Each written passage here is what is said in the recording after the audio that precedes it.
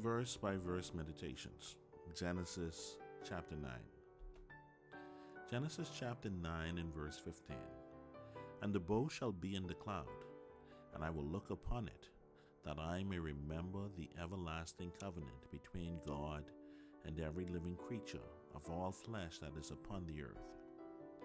When I was growing up, the older ones used to say, "It is not who you are, it's who you know." By the time I became an older one, the saying had changed. It's not who you know, it's who knows you.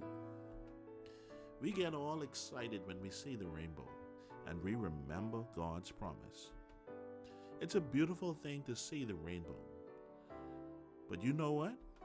It's a more beautiful thing to know that God sees it too, because it's a reminder to himself that he has a covenant with the earth. When Hagar ran away from Sarai, the Lord was very careful to go and look for her. In Genesis chapter 16, verses 7 to 8, and the angel of the Lord found her by a fountain of water in the wilderness, by the fountain in the way to Shur. And he said, "Hagar, Sarai's maid, whence camest thou? And whither wilt thou go?" And she said, "I flee from the face of my mistress Sarai." After her encounter with God, she was very excited because the God of the universe took the time to notice her. And she called the name of the Lord that spake unto her, "Thou God seest me." For she said, "Have I also here looked after him that seeth me?" There are so many of us that often feel invisible. This causes us to be enamored by persons that are often in the spotlight. We elevate our earthly leaders, our politicians, the singers, the movie stars, the TV stars, even the priests and pastors of our church, those that minister to us. We admire the lives of the rich and famous and set goals that mirror their lives.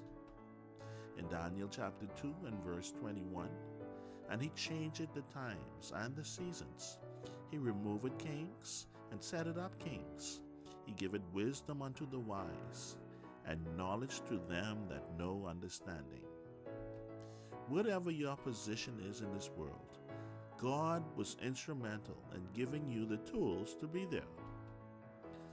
In Philippians chapter 4 and verse 11, "Not that I speak in respect of want, for I have learned in whatsoever state I am, therewith to be content."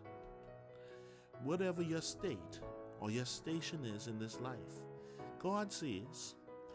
That is, he pays attention to you.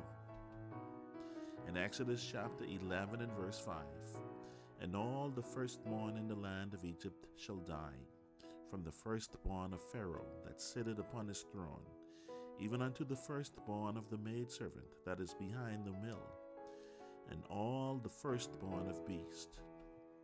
God knew all about the woman that had the lowest station in Egypt, even when Pharaoh never even thought about her.